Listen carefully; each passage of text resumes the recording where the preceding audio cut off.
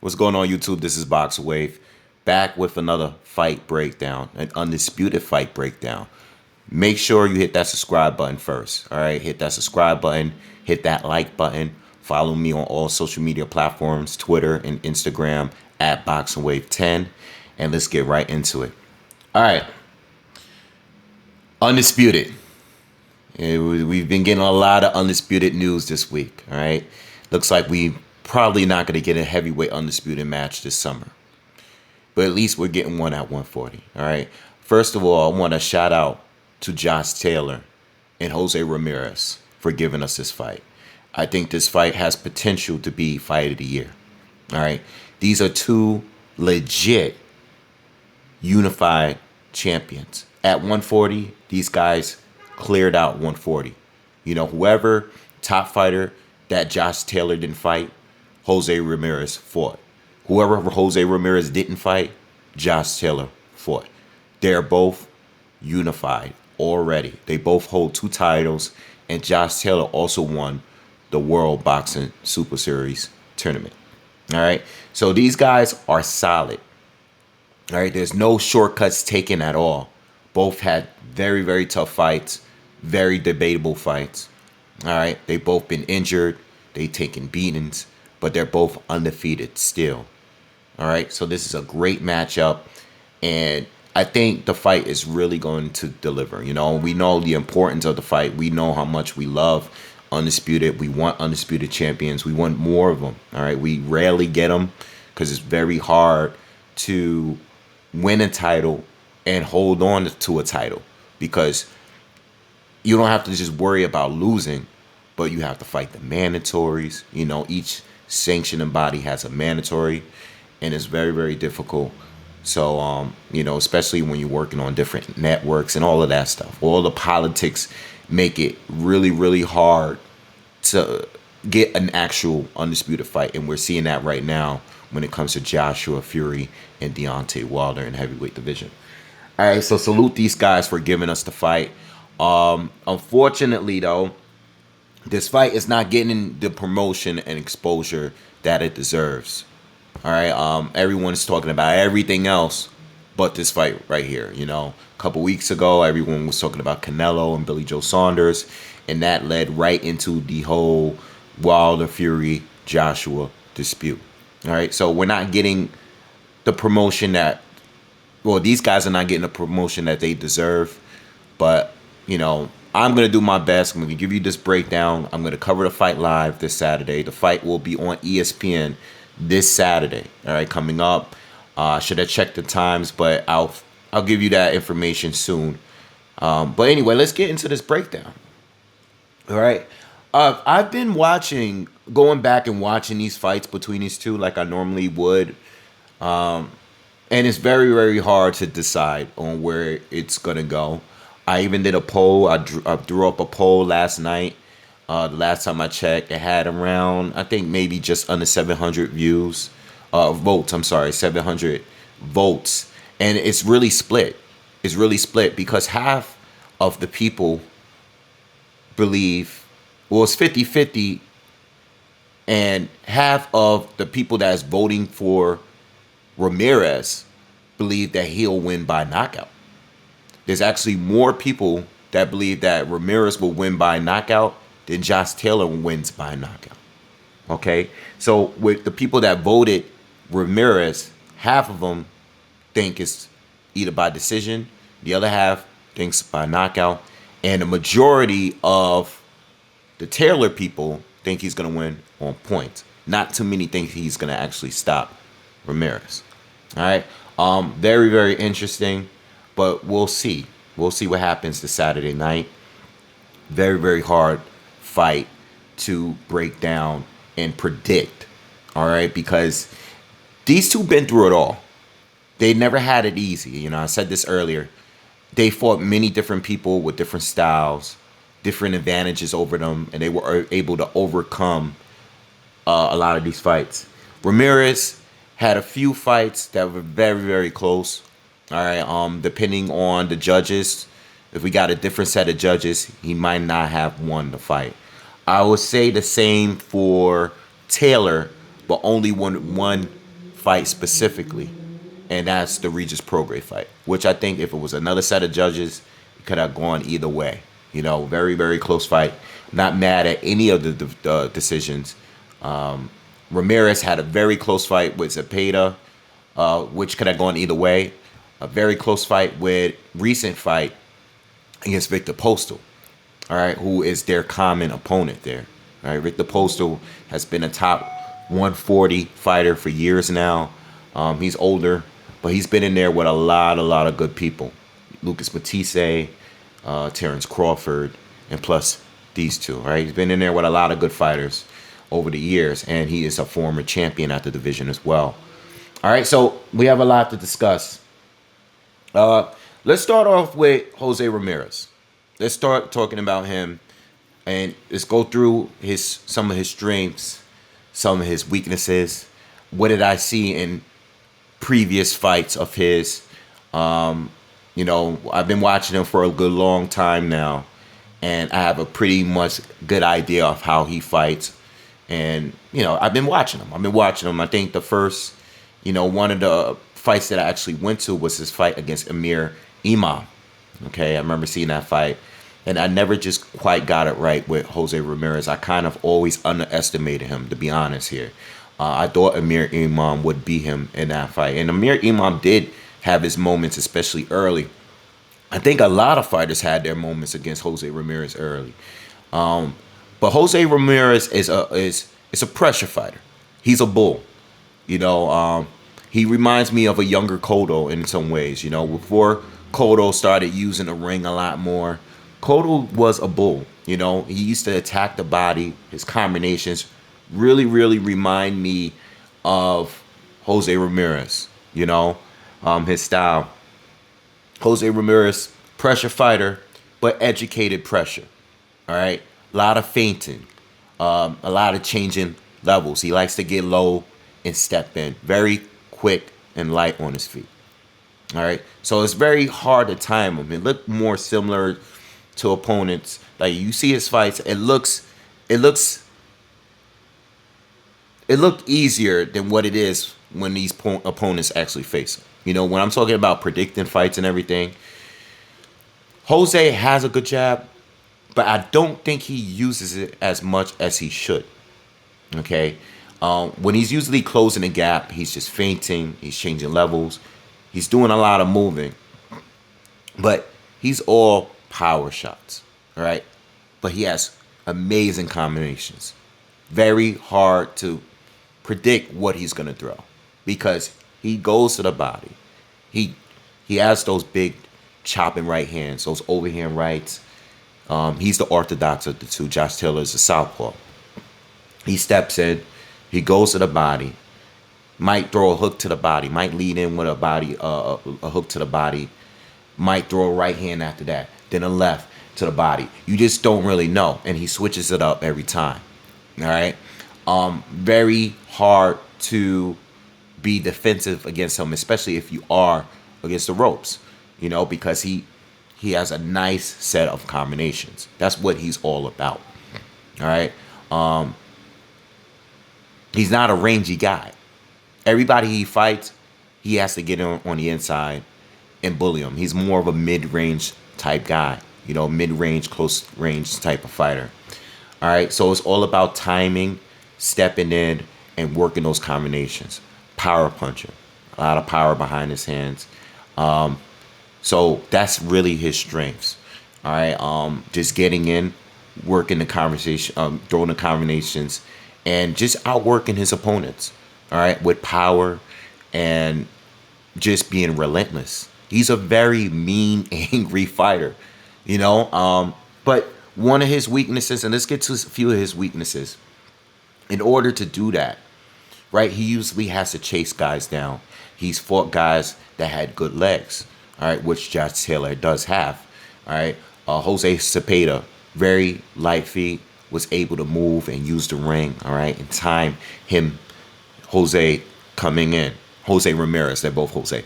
Ramirez was able to time Ramirez as he stepped in, all right, timed him with them straight lefts, all right, up top and to the body, all right, and was able to turn Ramirez and keep moving and staying out of danger.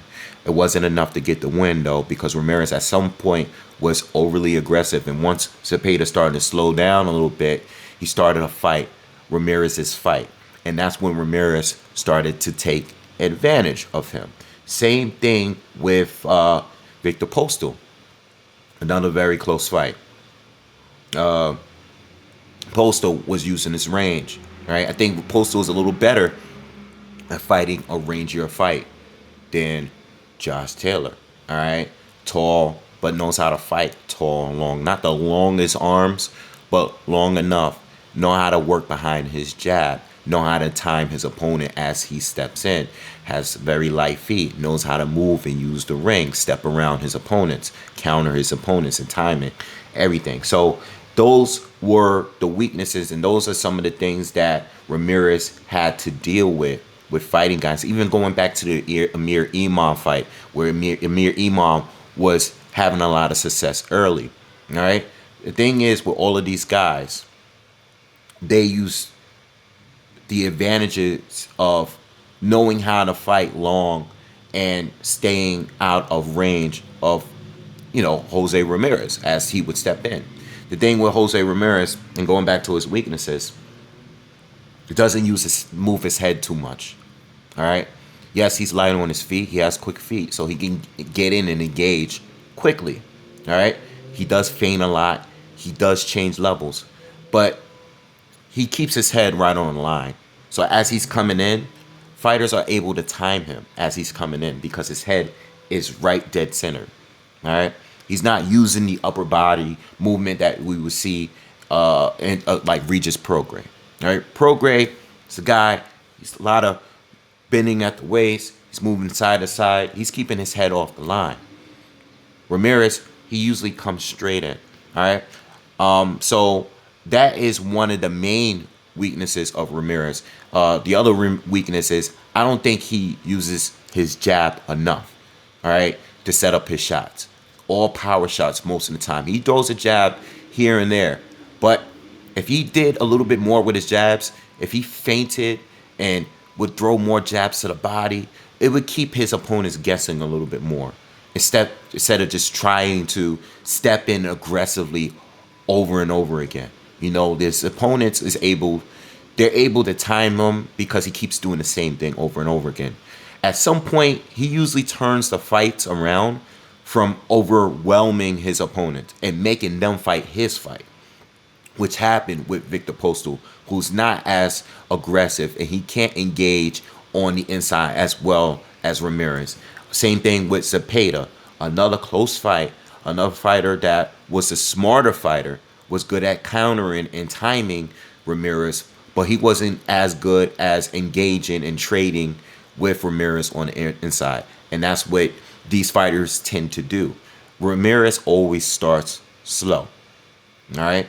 His head is getting popped back. He's catching jabs. He's catching straight lefts or straight rights as he's coming in. He's getting timed and everything. But at some point, with all of the pressure, at some point, he always tends to make his opponents fight his fight. And that's when he takes over. And that's how he's picked up a few wins, all right, and has remained undefeated all of this time. Because at some point, his opponents always fight his fight. And that's when he takes over. All right. So when it comes to Jose Ramirez, and I didn't bring up Maurice Hooker, who's one of his biggest wins, which was a unification match. The reason why I didn't really talk much about Hooker, because the thing with Hooker, he's not like Postal, Zepeda, and all these guys. Yes, he's tall. Yes, he's long. But he likes to engage. He doesn't really use his length and his height as an advantage over his opponents. His chin is kind of straight up. Unlike Josh, who, he's tall, he's rangy, but he likes to trade, he likes to engage, he likes to get inside. He could pretty much do it all. So he keeps his chin tucked, he's much more durable than Hooker is. And he could fight better on the inside. He could do more on the, to the body as well. Hooker is kind of straight up. So Jose Ramirez was able to get those combinations off, especially when he backed Hooker against the ropes. So he was really able to get off in that fight. Hooker just didn't know how to control the distance that well compared to Zepeda and even Imam and Victor Postal. All right. So as far as Ramirez, those are his strengths, those are his weaknesses, and that's how he normally looks against his past opponents. All right. So now let's move over to Josh Taylor. Let's talk about Taylor, who was a southpaw. Now, there's times we've seen him switch a little bit here and there, but he's generally a southpaw fighter, right? He's tall, not the longest fighter, but he's tall and he knows how to fight tall. Very, very light on his feet. Very, very versatile. And he can make adjustments mid-fight. This guy can do it all right? He can do it all. He can fight on the inside. He can hold his own on the inside. He could keep it a rangy fight. All right. He can counter. He can bang. He can trade. He can do everything. He's more athletic, and he's probably the most athletic fighter that Jose Ramirez has faced up to this point. All right. So Taylor's coming in. He's doing a whole lot. He can be used in the ring. And if he's coming straight forward, he's changing levels. He's much taller, but he can get low. He can bend out the waist. He can move his head. All right? He can move his upper body. He's doing a lot. He's doing a lot more. He's not no defensive genius or anything like that, but he's not as straightforward as the majority of the fighters that Ramirez has faced. All right? He's more athletic, and he could do more at the same time. All right, so Josh Taylor, those are most of his strengths. Attacks the body well. All right, great body puncher. His last opponent, Kang Song, was able to stop him with a body shot. All right, people didn't even believe it was real. People believed that he took a dive until we saw those, that slow motion replay. Great body attacker. Has fought some really, really good fights. Victor Postal fought him, was able to drop Postal, hurt Postal. All right, I mean, they both were able to hurt Postal, but I would say that Josh Taylor's win over Postal was much more impressive, especially because Postal was younger. Postal was a lot older at this point, and it was more impressive. Postal was a guy that was also having success early. All right, fighting a Ranger fight. Josh Taylor was fighting a rangy fight, a thinker's fight against Postal. Postal was just a little bit better with that. Better with his timing, better with his jab and his movement. Taylor had to go into a different mode. He had to go into a different bag. All right, and make it a dogfight. Make it really physical and try to overwhelm Postal. At that point, Postal got trapped and started fighting Josh Taylor's fight, which is what he did with Ramirez as well, and didn't look as good fighting that fight. All right, this is when Taylor took over, was able to hurt him, drop him, and come off with the win. The win, So Postal was tall, rangy. Taylor was losing. Once Taylor mixed it up a little bit more, the fight changed. The momentum all changed. Also, Regis Prograis, tough fight. Him and Ramirez do nothing alike. Prograis, another southpaw, slick southpaw, great counterpuncher. All right, one of the best at 140, if not the best at 140. He was giving us a little bit of what Zepeda does, but with power. All right, and plus those body shots to Josh's, I think his right side, those left hands to the body. All right, slipping shots and countering Josh continuously to the body slowed Josh down. Josh wasn't moving as much. He wasn't using the ring as much. All right, and he wasn't even as active. Yes, at some point he made it a dogfight with Regis Prograis and made it a phone booth fight, which he picked up some rounds because of that. But still, even on the inside, Prograis was still dangerous with those uppercuts. All right, but this is another fight where Josh was forced. He was forced to make an adjustment. and switch up his style. And that's what makes him special. And this is what makes him currently on my pound for pound list already, even before this fight, because of the fact that his skill set, his versatility, he's able to switch it up over and over again. All right. Then you have Baranchik, who Baranchik is probably the most comparable to Jose Ramirez out of all the people that Josh Taylor has fought up to this point. I would say Baranchik because Baranchik is pressure. He's power. You know, he likes to fight. You know, he is not a thinking man. He's very powerful. He's strong. And he's not really setting up punches. He's coming forward in a straight line. But I think he is limited compared to Jose Ramirez. Ramirez, better combination, better timing, lighter on his feet, feinting, change the levels, all of those things that I said earlier. Baranchik is not really good with that. We saw his fight with Zepeda, which was one of the craziest fights last year. Zepeda eventually knocked him out. But Zepeda was constantly able to time him, and so was Josh Taylor.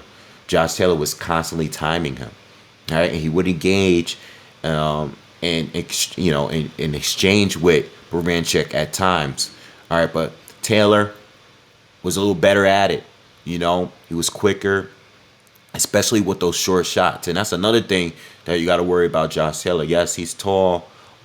Yes, he's long. He's tall. He knows how to fight from distance, all right. But when he does trade and engage with you, he knows how to throw good short shots in between your shots as well, all right. This is how versatile he is, all right. So he was able to do that with Baranchik, plus use the ring, step inside, giving Baranchik different looks, all right. So Baranchik had his moments, but he just couldn't really figure Josh Taylor out, and Taylor was able to knock him down a few times. It was a very tough fight.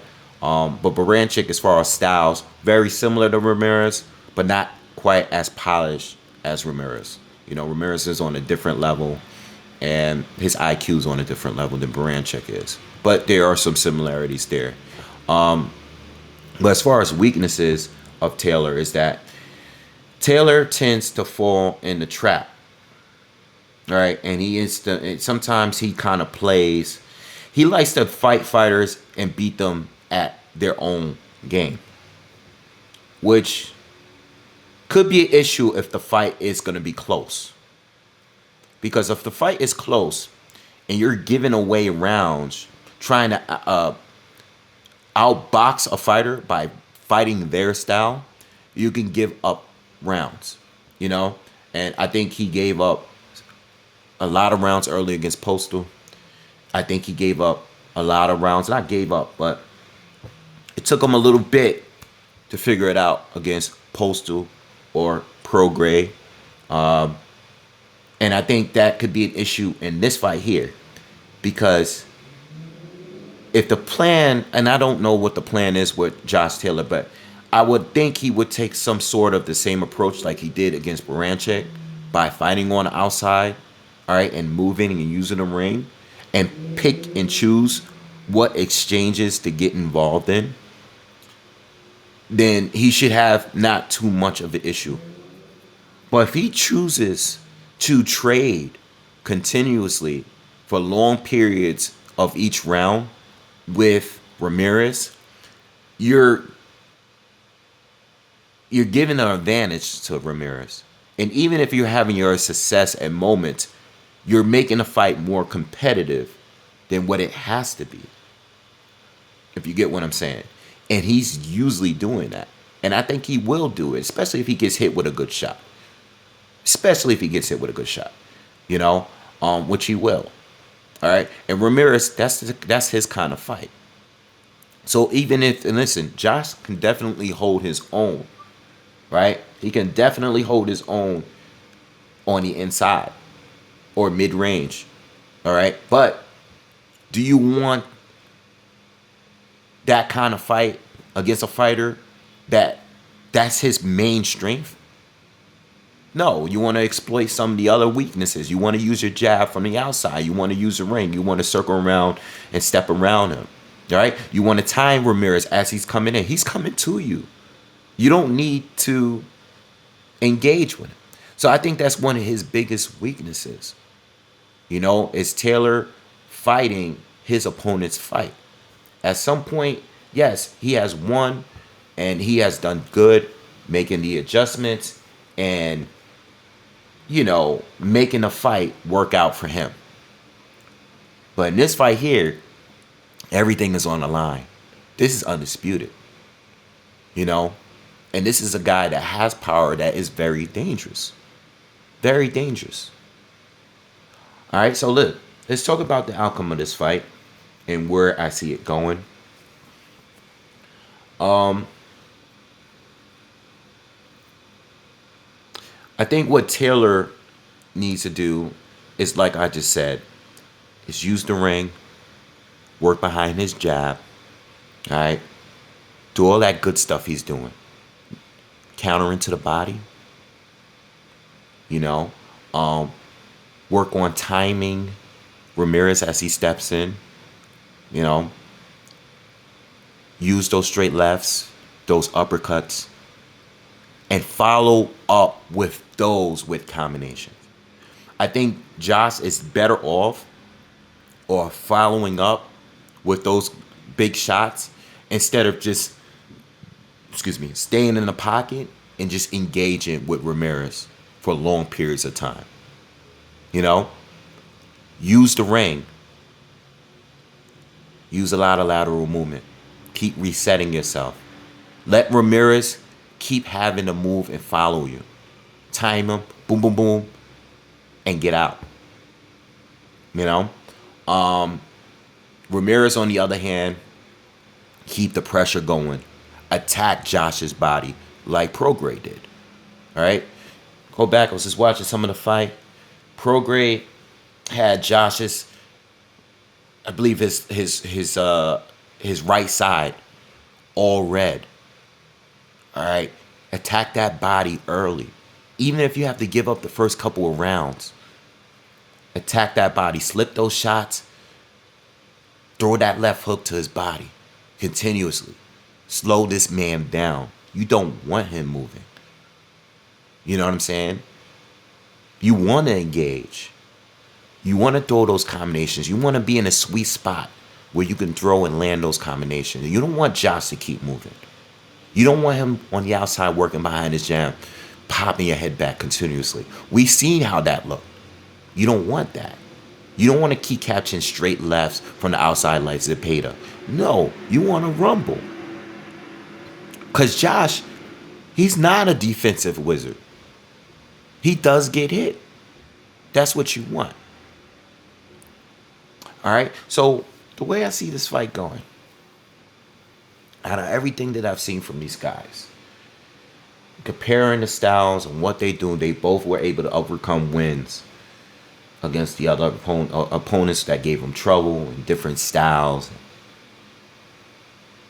Out of everything that I've seen, I have to give it to Josh. He's just more versatile. Both fighters seem to be durable. But Josh has taken some punishment, especially in that Regis Prograis fight. Those body shots, that injury to his eye. He was able to fight good 3-4 rounds with an eye, like this big old knot over his eye, and still have success against Regis Prograis, who to me up to this point is the most dangerous fighter by far that either one has faced up to this point, in my opinion. All right? It's an opinion. I know Regis Prograis didn't fight a lot of these guys, but he was able to overcome that win, that fight, and that damage he took. I've never seen him get knocked down. I see him get rocked a couple times, but he has good recovery, good stamina, good conditioning. He just can do more. Plus, he can bang better on the inside than the other fighters that gave Ramirez trouble. He can do what Zepeda can do. He can do what Victor Postal was doing. But he can bang as well. Now, will he be in danger? Absolutely. But Taylor can just do more than those guys. And if I had to pick the winner, and yes, this is a 50-50 fight. And I think Ramirez has a great chance of winning this fight for those reasons. But if I have to pick someone, I'm picking Taylor, and I'm picking him to win by decision. All right. I don't think we're seeing a knockout here, but on either side, because both fighters are just too tough, you know. But I see Josh Taylor winning this one on the scorecards. I think he's just proven a lot more to me, a little bit more than me, and him being so durable, and him being so versatile, man, and being able to adjust, even if he's down. At some point, he's gonna adjust.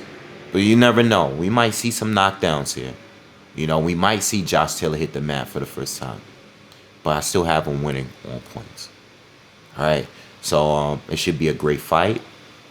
And by Saturday, we're gonna have a new undisputed champion, man, and it feels good. All right.